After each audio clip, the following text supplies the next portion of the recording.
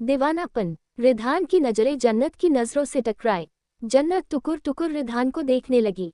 भावना उन दोनों को इस तरह से देखी तो उसके चेहरे पर मुस्कुराहट आ गई। उसने तुरंत मुस्कुराते हुए कहा, रिधान देखो तुम्हारी बहन कैसे तुम्हें प्यार से देख रही है। क्या तुम इसे अपने गोद में लेना चाहते हो?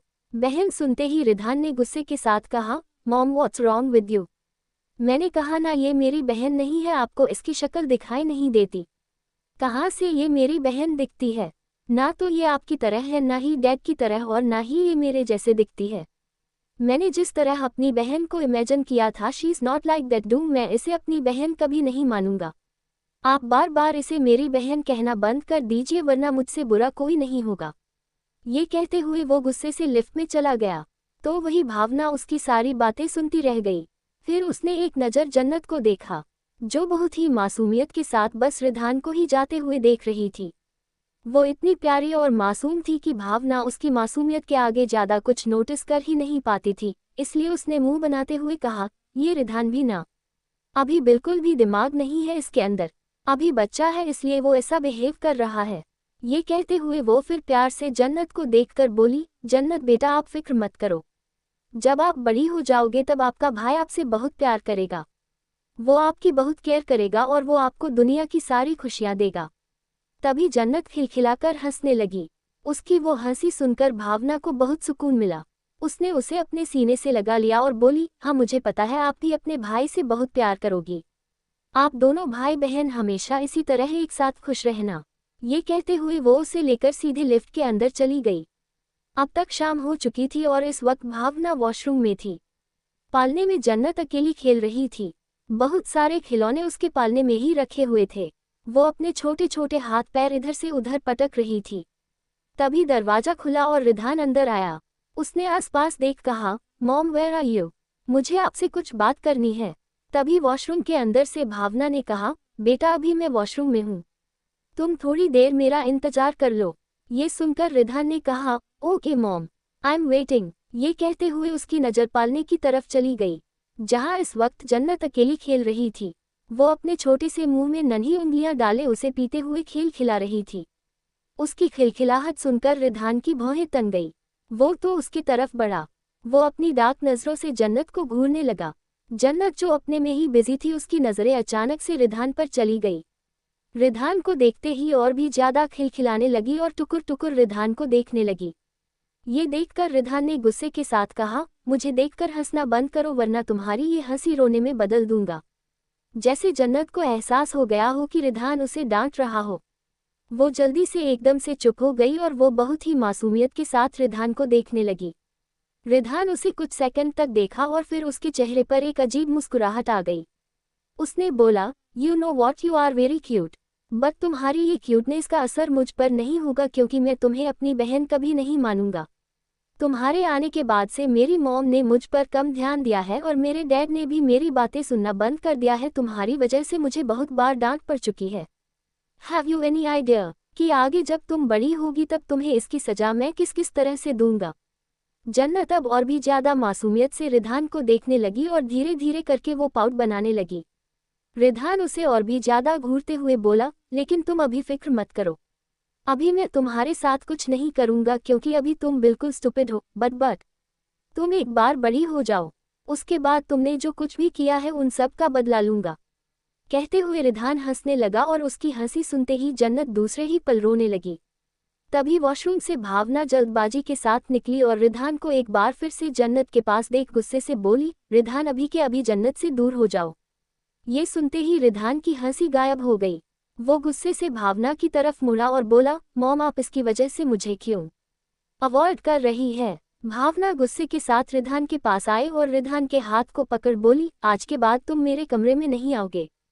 ये कहकर उसने रिधान को अपने कमरे से बाहर निकाल दिया। रिधान ये सब कुछ बस गुस्से के साथ देखता रह गया। उसके दिमाग पर इन सभी बातों का बहुत ज्यादा गहरा इफेक्ट पड़ रहा था। वो गुस्से के साथ जन्नत को देखने लगा, जो अब भावना की गोद में चुप हो चुकी थी। जन्नत को देखकर रिधान ने बुरी तरह अपने हाथों की मुट्ठियां बना ली और नफरत से बोला, I will never leave you, to just wait and watch my Jini. ये कहते हुए वो वहां से गुस्से के साथ चला गया। इधर भावना जन्नत को चुप कराते हुए बोली, baby I am sorry, please mom को माफ कर दो। मॉम ने जानबूझकर ऐसा नहीं किया। वो आपको कभी अब भाई के साथ अकेला नहीं छोड़ेगी। मुझे पता है, आपको भाई से डर लगता है। प्लीज अब चुप हो जाओ। जन्नत अब चुप हो गई और वो भावना के सीने से लिपट गई। भावना ने उसे अपने सीने से लगा लिया, लेकिन अब उसके दिमाग में कुछ चल रहा था। उसने खुद से कहा, रिधान का अब बहुत ज्यादा हो रहा है। इस तरह से तो वो जन्नत को हमेशा परेशान करता रहेगा। मुझे अब कुछ न कुछ सोचना होगा। मुझे कुछ न कुछ बड़ा फैसला लेना होगा। मैं अपनी बेटी को इस तरह बार बार रोते हुए नहीं देख पाऊंगी। तभी वहां पर तन्मय आते हुए बोला, क्या जन्नत सो गई? ये सुनकर भावना अपनी सोच से बाहर निकली और गुस्से के साथ बोली, आपका बेटा जब उसे सोने देगा तभी तो वो सोएगी ना। ये सुनकर तन्मय ने नासमझी में कहा, क्या हुआ? क्या किया रिधान ने? ये सुनते ही भावना ने कहा, रिधान जब भी जन्नत के पास आता है उसे रुलाता है। आपको नहीं लगता कि उसका बहुत ज्यादा हो रहा है? ये सुनकर तन्मय अब जन्नत के पास आया। जन्नत अब भावना की गोद में लिपटी सो गई थी। उसे देखकर तन्मय ने गहरी सांस लेकर कहा, तुम ही बताओ मैं क्या करूं? वो तो इसे एक्सेप्ट करने के लिए तैयार नहीं है, और वो भी बच्चा है। हम उसके साथ कोई जबरदस्ती भी नहीं कर सकते, वरना आगे चलकर वो विद्रोही बन जाएगा। ये सुनकर भावना ने गुस्से के साथ कहा, मुझे फर्क नहीं पड़ता, लेकिन मैं बस इतना जानती हूँ कि वो मेरी बेटी को तकलीफ पहुंचा रहा है, और अगर अभी से हमने जन्नत के ऊपर ध्यान नहीं दिया तो आगे चलकर वो बहुत डर डर कर जिएगी और उसकी वजह सिर्फ और सिर्फ आपका बेटा होगा। इसलिए आप कुछ सोचिए और जल्द से जल्द कोई फैसला लीजिए। ये सुनकर अब तन्मय ने कहा, लेकिन मैं क्या करूं, तुम ही कोई आइडिया बताओ।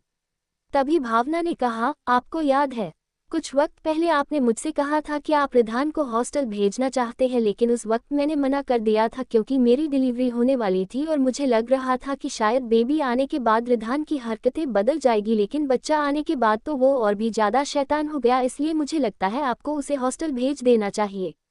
हॉस्टल का नाम सुनते ही तन्मय हैरानी के साथ कहा, व्हाट आर यू सीरियस?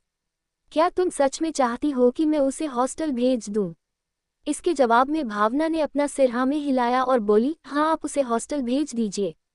उसी में सबकी भलाई है। मुझे लगता है कि जब वो हॉस्टल से बड़ा होकर समझदार होकर वापस आएगा तो वो सब कुछ समझ जाएगा और फिर वो शायद इसे अपनी बहन भी एक्सेप्ट कर ले। लेकिन अभी के लिए उसे इन सब से दूर भेजना बहुत जरूरी हो गया है। ये सुनकर तन्मय ने भी कुछ सोच कहा, शायद तुम ठीक कह रही हो। मुझे अब इसके बारे में कुछ न कुछ सोचना चाहिए। तभी भावना ने कहा, अब इसमें सोचना क्या है? मैंने फैसला ले लिया है। पहले मैंने ही आपको मना किया था उसे हॉस्टल भेजने से, लेकिन अब मैं खुद कह रही हूँ आप उसे हॉस्टल भेज दीजिए और ये काम आप जल्द से जल्द कीजिए। ये सुनकर तन्मय ने थोड़ा हिचकिचाते हुए कहा, लेकिन कहीं इससे वो हम दोनों से नाराज हो गया तो? तुम्हें तो पता है ना कि उसे हॉस्टल बिल्कुल भी नहीं जाना। वो हमेशा से हम दोनों के साथ रहना चाहता था और हमारा इकलौता बेटा है। हमारा इतना बड़ा अंपार है जिसे वो अकेले संभालेगा, और अगर हम उसे अभी से ही खुद से दूर भेज देंगे तो वो कहीं और भी ज्यादा बिगड़ ना जाए। ये सुनकर भावना ने कहा, ऐसा कुछ भी नहीं होगा, बल्कि हॉस्टल जाने से उसे हम सब की अहमियत समझ आएगी। उसे समझ आएगा कि एक फैमिली और फैमिली का सपोर्ट क्या होता है। इसलिए मैं जो कह रही हूँ आप उसे कीजिए। उसे जल्द से जल्द हॉस्टल भेज दीजिए। ये सुनकर तन्मय बोला, ओके जैसा तुम कहो। उसके बाद वो अपना फोन निकालकर बालकनी की तरफ चला गया। इधर भावना ने जन्नत को बेड पर सुला दिया और प्यार से उसके माथे पर किस करके बोली, बेबी अब आपको कोई प्रॉब्लम नहीं होगी। अब आपको किसी से डरने की जरूरत नहीं है। ये कहते हुए उसने उसके चेहरे को प्यार से सहलाया। तभी उसकी नज़र जन्नत के गर्दन पर मौजूद एक तिल पर गई। उस तिल को देखकर उसने खुद से कहा, ये कैसा तिल है? ऐसा तिल तो ना तो मेरे है, ना ही तन्मय का है और ना ही रिधान का है, तो फिर जन्नत को ये तिल कहाँ से आ गया? ये कहते हुए वो कुछ सोचने लगी, लेकिन तभी उसने कहा, ये एक मामूली सा तिल है, मुझे इसके बारे में इतना नहीं सोचना चाहिए। तभी तन्मय अंदर आते हुए बोला, मैंने बात कर लिया है और हम जब मर्जी चाहे तब रिधान को हॉस्टल भेज सकते हैं। तभी भावना ने कहा, कल सुबह आप उसे हॉस्टल भेज दीजिए। ये सुनकर तन्मय ने अपना सिर हिला दिया।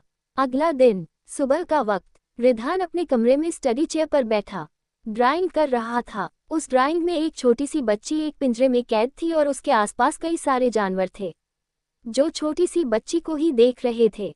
वो ड्राइंग इतनी रियलिस्टिक लग रही थी कि कोई भी उसे एक पल के लिए देखकर डर जाए, और यही भावना के साथ हुआ।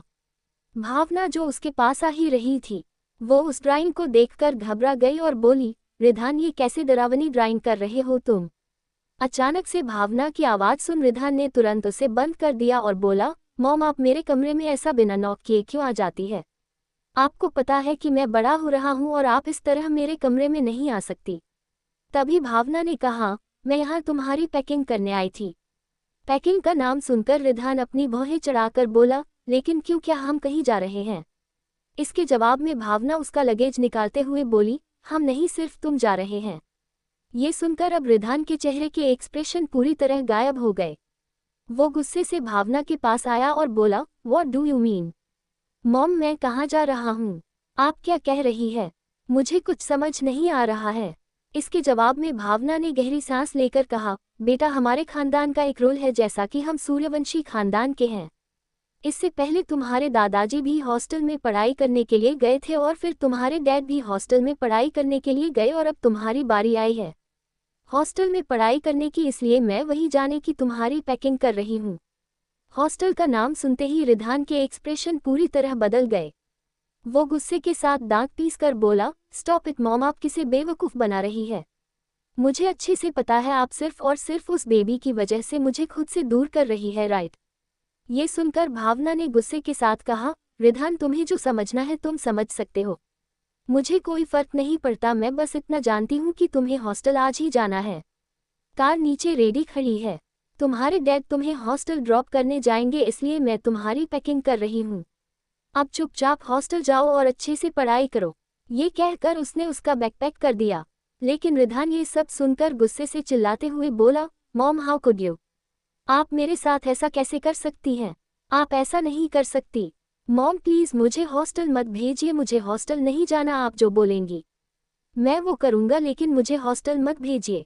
ये सुनकर भावना ने अब प्यार से कहा, बेटा ये हमारे घर का रूल है, तुम्हें जाना पड़ेगा। ये सुनते ही रिधान गुस्से के साथ बोला, मैं किसी भी रूल को फॉलो नहीं करूँगा। मुझे आप दोनों को छोड़कर कहीं नहीं जाना। अगर आपको किसी को दूर भेजना है तो आप उस बेबी को भेज दीजिए, क्योंकि उसके आने के बाद ही आप मेरे साथ ऐसा कर रही हो। ये सुनकर अब भावना परेशान होकर बोली, ऐसी बात नहीं है, आप उससे नफरत कब करना बंद करोगे? वो आपकी बहन है। तभी रिधान चिल्लाते हुए बोला, नो नेवर, वो मेरी बहन नहीं है। मैं उसे अपनी बहन नहीं मानता। आप कब ये बात समझेंगी? तभी तन्मय वहाँ गुस्से से आते हुए बोला, जस्ट शट अप रिधान, अपनी मॉम से क्या इसी तरह बात किया जाता है? भावना ने बिल्कुल ठीक कहा, तुम बहुत बिगड़ गए हो और अब तुम्हें खुद से दूर करके ही तुम्हें सुधारा जा सकता है। ये कहकर वो गुस्से से रिधान के पास आया और उसके हाथ को पकड़ उसके लगेज को लिए और बाहर लेकर जाने लगा। लेकिन रिधान बहुत बार उनसे मना करता रह गया, पर न तो तन्मय ने उसकी बात सुनी और न ही भावना ने। वो दोनों ने उसे जबरदस्ती हॉस्टल के लिए रेडी किया और अब तन्मय उसे कार के अंदर बिठाया। इस वक्त रिधान अपनी बहुत ही गुस्से भरी लाल नज़रों से भावना और तन्मय को देख रहा था। तभी पीछे से रमन अपने गोद में जन्नत को लेकर आते हुए बोला, बॉस वहाँ प्रिंसिपल से बात हो गई है और। लेकिन ये कह अचानक से रमन की नज़र रिधान पर चली गई। रिधान इस वक्त जन्नत को ही बहुत ही भयानक नज़रों से देख रहा था, जिसे देखकर एक पल के लिए रमन भी डर गया। उसने कसकर जन्नत को अपने सीने में छुपा दिया और फिर तभी रिधान ने डार्क वॉइस में कहा, मैं अकेले हॉस्टल जाऊंगा, आपको मेरे साथ आने की ज़रूरत नहीं है। जब आप सब ने डिसाइड कर ही लिया है कि आपको मुझे खुद से दूर करना है तो अब मैं अकेले ही आप सबसे दूर हो जाऊंगा। लेकिन एक बात याद रखिएगा, जिसकी वजह से आपने मुझे दूर किया है, एक दिन मैं उसे आप सबसे बहुत दूर कर दूंगा।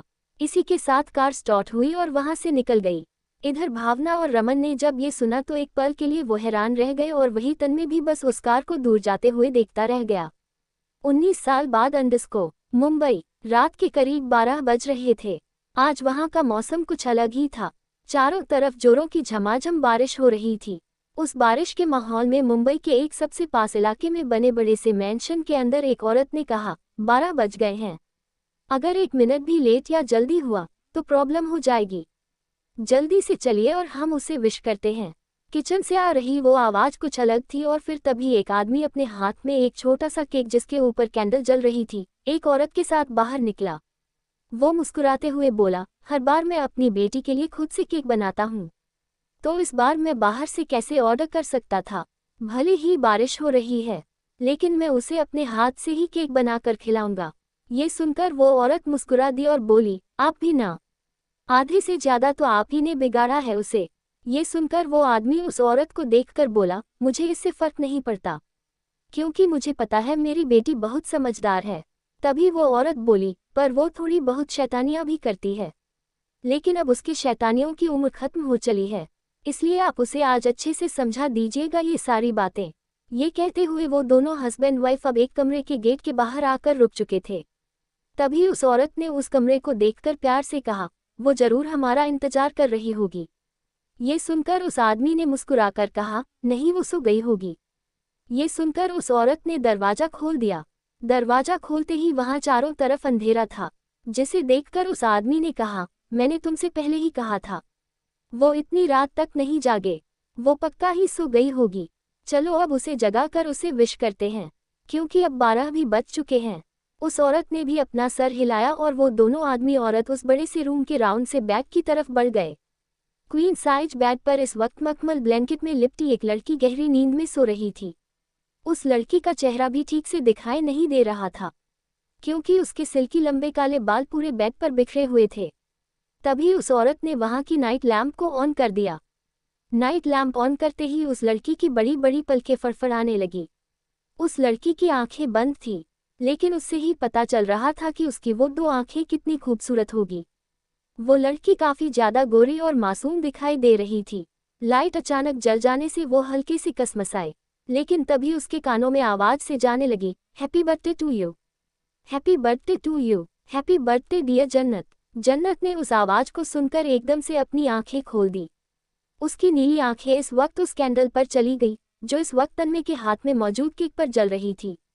उस कैंडल लाइट में उसकी नीली आंखें बहुत ही ज्यादा खूबसूरत नजर आई। तभी भावना प्यार से अपने हाथों से उसकी बलाइन लेते हुए बोली, आज मेरी बेटी 18 साल की पूरी हो गई है और अब वो 19 साल की हो चुकी है। मुझे तो यकीन नहीं हो रहा है, कब 19 साल बीत गए। तो वही ये सुनकर जन्नत, जो अभी भी उस कैंडल को देख रही थी, उसके चेहरे पर एक मासूम सी मुस्कुराहट आ गई। वो अपनी बड़ी बड़ी पलकें झुकाते हुए धीरे से बोली, thank you so much mom dad, आपने मुझे सरप्राइज कर दिया। तभी तन्मय उसके पास केक रखते हुए मुस्कुराकर बोला, हैप्पी बर्थडे बेटा, मैं प्रार्थना करूंगा कि तुम हमेशा जिंदगी में इसी तरह खुश रहो। ये सुनकर जन्नत आगे बढ़ी और तन्मय के सीने से लगकर बोली, thank you so much daddy, you are the best dad in the world. आप हर बर्थडे पर मेरे लिए केक डेको करते हो और इसी तरह मुझे सरप्राइज देते हो, लेकिन सच कहूं तो आज मुझे ऐसा लगा कि शायद आप भूल गए हो, पर आज आपने फाइनली मुझे सरप्राइज कर दिया। तभी तन्मय ने उसे खुद से अलग करते हुए कहा, आपने ये कैसे क्या सोच लिया कि मैं आपको सरप्राइज नहीं करूंगा? आप ही तो हमारे जीने की वजह हो, आपको तो मैं जिंदगी की सारी खुशियां दूंगा। तभी भावना ने कहा, बहुत हो गया बाप बेटी का प्यार, अब चलो जल्दी केक कट करो और हमें सोना भी है, क्योंकि कल हमने बहुत बड़ी ग्रैंड पार्टी रखी हुई है। सभी गेस्ट आने वाले हैं और हमें सुबह से ही तैयारी करनी होगी, और मंदिर में हमने पूजा भी रखी है। कल बहुत सारे काम करने हैं, जिस वजह से हमें जल्दी सोना होगा।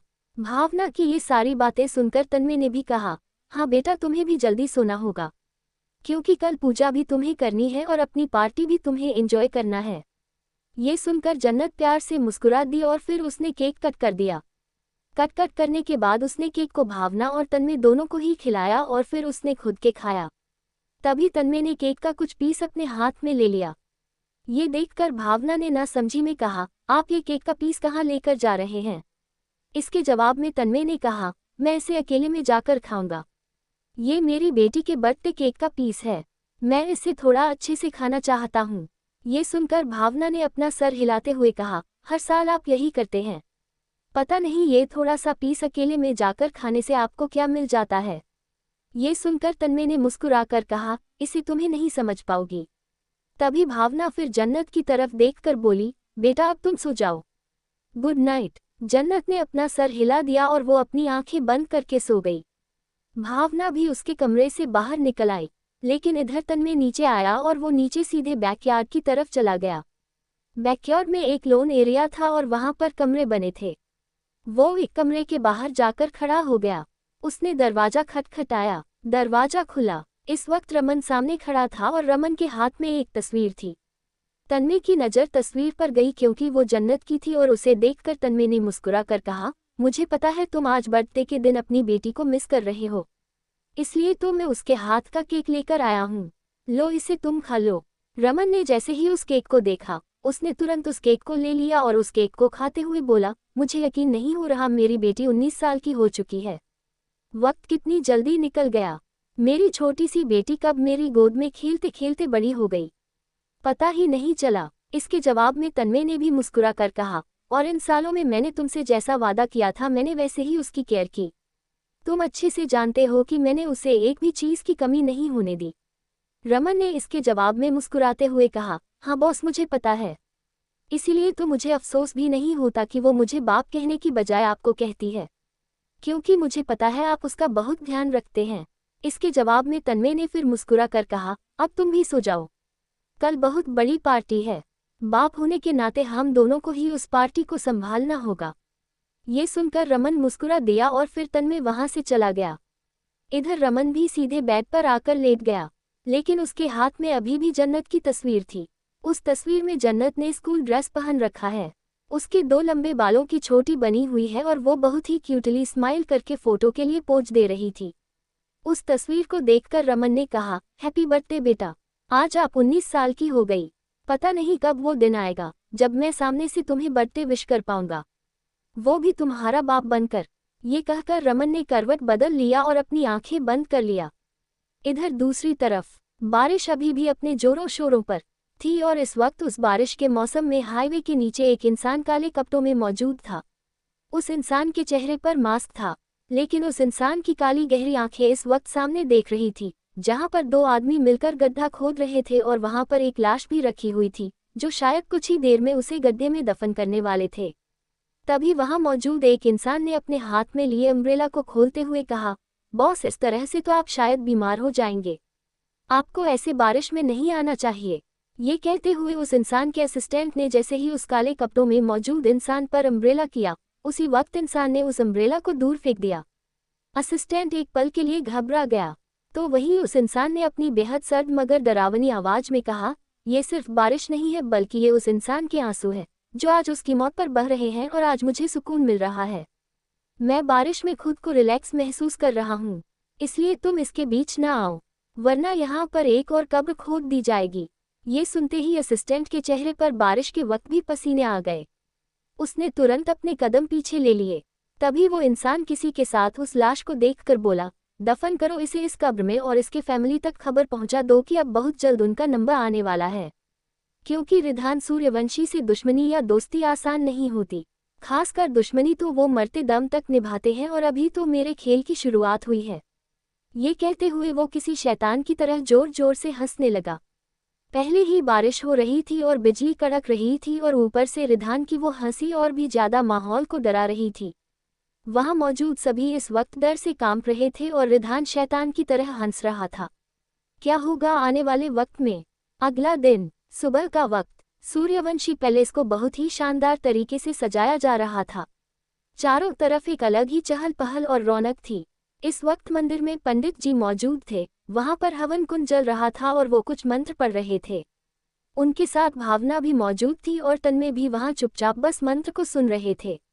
तभी पंडित जी ने कहा, आप अपनी बेटी को बुलाए, अब आगे की पूजा उनके हाथों द्वारा ही होगी। ये सुनकर तन्मय ने मुस्कुराते हुए अपना सर हिलाया और भावना को देखने लगे। भावना अपनी जगह से उठी और वो सीधे जन्नत के कमरे की तरफ बढ़ गई। वो कमरे के बाहर पहुंची। उसने दरवाजे को नॉक करते हुए कहा, प्रिंसेस आर यू रेडी? और फिर तभी दरवाजा अपने आप खुल गया। दरवाजा खुलते ही उसके सामने रेड कलर के स्लीवलेस शरारा में जन्नत खड़ी थी। जन्नत को देखते ही भावना के चेहरे पर एक बहुत ही बड़ी सी मुस्कुराहट आ गई। इस वक्त जन्नत उस स्लीवलेस शरारा में बेहद खूबसूरत नजर आ रही थी। वो वाकई जन्नत से उतरी दिखाई दे रही थी। भावना ने आगे बढ़कर उसके कान के पीछे काला टीका लगाते हुए कहा, मेरी बेटी को किसी की नजर ना लगे, कितनी ज्यादा खूबसूरत है। ये कहते हुए उन्होंने उसकी नजरें उतारी तो जन्नत ने हंसते हुए कहा, मम्मा आप सारा दिन में तो कम से कम 10 बार तो मेरी नजरें उतारती रहती है, आपको ऐसा क्यों लगता है कि मुझे नजर लग जाएगी? मैं इतनी भी खूबसूरत नहीं हूँ, मुझसे भी बहुत सारी खूबसूरत एक्ट्रेस और मॉडल हैं। इसके जवाब में भावना ने उसके हाथ को प्यार से पकड़ कर कहा, वो चाहे जितने खूबसूरत हो लेकिन मेरी नज़रों में तो मेरी बेटी सबसे ज़्यादा खूबसूरत है और अब चलो मेरे साथ पूजा का वक्त हो गया है। इसके जवाब में जन्नत ने अपना सर हिला दिया। वो सीधे मंदिर में आए और फिर वो पूजा करने लगी। लगभग आधे घंटे तक पूजा चली। पूजा खत्म होने के बाद जन्नत ने अपने पेट को पकड़कर कहा, मम्मा आपने तो आज मुझसे पूजा करा के मेरी जान ही ले ली। ये सुनते भावना ने तुरंत कहा, ये क्या बोल रही हो? कभी ऐसे मरने की बात अपने मुंह से भी मत निकालना, समझी तुम? आज तुम्हारा बर्थडे है तो तुम्हारी उम्र लंबी होने की बात तुम्हें करनी चाहिए। ये सारी बातें सुनकर जन्नत ने मुंह बनाकर कहा, मैंने ऐसा इसलिए कहा क्योंकि मुझे बहुत भूख लगी है और पूजा में बैठने की वजह से मैंने कुछ भी नहीं खाया। अब प्लीज मुझे जल्दी से कुछ बनाकर दीजिए, मुझे खाना है। तभी भावना ने कहा, मेरा बच्चा को भूख लगी है, मैं अभी अपने बच्चे के लिए कुछ अच्छा बनाती हूँ। ये कहकर वो जाने लगी। तभी तन्मय ने मुंह बनाकर कहा, बेटी के अलावा पति पर भी कभी ध्यान दे दिया करो, मैं भी तो सुबह से भूखा हूँ, तुमने एक बार भी मुझसे नहीं पूछा। ये सुनकर भावना के कदम रुक गए और उन्होंने जन्नत को देखकर कहा, मैं तुम्हारे डैड से आज नाराज हूँ, इसलिए अपने डैड से कह दो कि जो भी नाश्ता बनेगा वो उन्हें मिल जाएगा। वो कोई डिमांड नहीं कर सकते मुझसे। ये कहकर वो वहां से चली गई। तो वही जन्नत ने नासमझी में तन्मय को देखकर कहा, डैडी व्हाट हैपन, मम्मा आपसे नाराज क्यों है? ये सुनकर तन्मय ने गहरी सांस लेकर कहा, तुम्हारी मम्मा के तो नखरे कम नहीं होते, बुढ़ापा आ गया मेरा उसके नखरे उठाते उठाते, लेकिन वो अभी वैसे की वैसी है। ये सुनकर जन्नत हंसने लगी और फिर तभी तन्मय का फोन रिंग हुआ। तन्मय ने अपना फोन देखा तो उसके चेहरे के एक्सप्रेशन सीरियस हो गए और वो वहां से साइड में चला गया। इधर जन्नत भी मंदिर से बाहर निकल रही थी, पर तभी अचानक से वो किसी से टकराए। वो जमीन पर गिरती उससे पहले किसी ने उसे जल्दी से पकड़ते हुए कहा, बेटा आराम से, अभी तुम्हें लग जाती तो। ये कहते हुए रमन जल्दबाजी के साथ जन्नत को ऊपर से नीचे तक परेशान नजरों से देखने लगा। जन्नत ये देखकर मुस्कुराकर बोली, अंकल मैं बिल्कुल ठीक हूँ, आप मुझे लेकर इतने ओवर प्रोटेक्टिव क्यों हो जाते हैं? आप फिक्र मत कीजिए, मुझे कुछ नहीं हुआ। ये कहकर जन्नत मुस्कुराते हुए वहां से आगे बढ़ गई। रमन उससे जाते देख खुद से बोला, बेटा जब जब तुम मुझे अपने मुंह से अंकल कहती हो तब तब मुझे बहुत तकलीफ होती है, लेकिन अब मैंने इस तकलीफ को अपनी आदत बना लिया है। और जहां बात रही तुम्हारे लिए ज़्यादा ओवर प्रोटेक्टिव रहने की, तो मेरी बेटी हो, तुम्हें एक खरोच भी आता है तो तकलीफ होती है मुझे। तभी फिर उन्होंने अपना दिमाग झटक दिया और फिर वो सीधे तन्मय की तरफ बढ़ गए। इधर तन्मय सीरियस होकर बात कर रहा था। उसने दूसरे पल गुस्से के साथ कॉल पर कहा, किसने मेरे आदमियों को मारा और उनकी लाश अभी तक क्यों नहीं मिली? आखिर तुम सब क्या कर रहे हो? दिन दहाड़े मेरी फैक्ट्री को जलाकर राख कर दिया जा रहा है और मेरे आदमियों को गायब किया जा रहा है, और तुम कह रहे हो कि तुम्हें अभी तक उस इंसान के बारे में कुछ पता नहीं चला। आखिर कौन सा ऐसा दुश्मन पैदा हो गया जो सूर्यवंशी खानदान से दुश्मनी लेना चाहता है? मुंबई तो क्या पूरे इंडिया में कोई भी मुझसे आज तक दुश्मनी लेने की औकात नहीं रखा, तो फिर ये कौन सा पैदा हो गया जो कुछ ही दिनों में इस तरह से मेरी सभी फैक्ट्री को एक एक करके बर्बाद कर रहा है? उधर से कॉल पर मौजूद इंसान ने कहा, बॉस हम पता लग रहे हैं, बहुत जल्द हमें उन आदमियों का भी पता चल जाएगा, और जो कोई ये करवा रहा है उसके बारे में भी आप हमें थोड़ा सा वक्त दीजिए।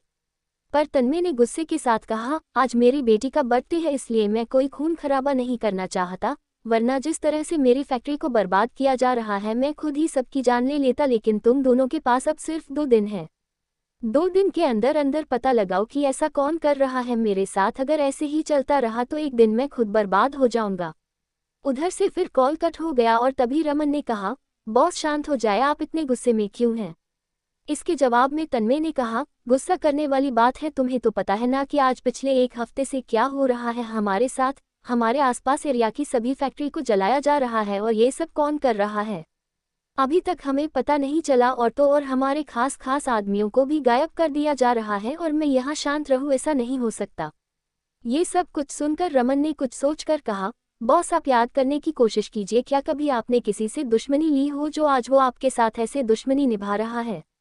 ये सुनते ही गुस्से के साथ तन्मय ने कहा, रमन तुम तो मेरे साथ इतने सालों से हो ना, तुम्हें तो अच्छे से पता है कि मैंने कभी दुश्मनी नहीं की किसी के साथ।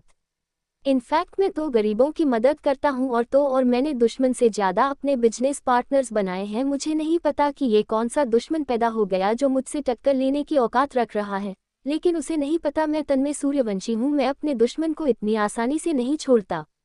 ये सुनकर अब रमन भी चुप हो गया, लेकिन तभी उसने गहरी सांस लेकर कहा, आप अपना मूड क्यों खराब कर रहे हैं?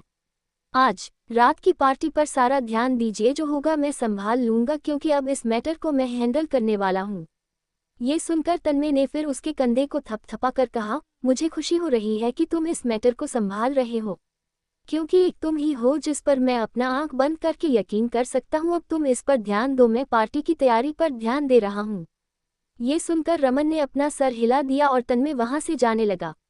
पर तभी रमन को कुछ याद आया और वो तन्मय को रोकते हुए बोला, बॉस, क्या आपकी छोटे बॉस से बात हुई थी? क्या आपको पता है कि वो यहाँ कब वापस आने वाले हैं? ये सुनते ही अचानक से तन्मय के कदम रुक गए। उसने अपनी भौहें चढ़कर कहा, तुम्हें पता है ना कि वो लड़का मुझसे बात नहीं करता।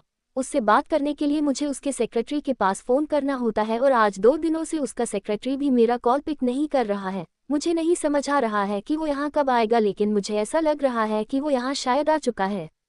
ये सुनकर अब रमन खामोश हो गया और फिर तन्मय वहाँ से निकल गया। इधर दूसरी तरफ जन्नत के कमरे में जन्नत के बेड पर इस वक्त बहुत सारी एक्सपेंसिव ड्रेस रखी हुई थी।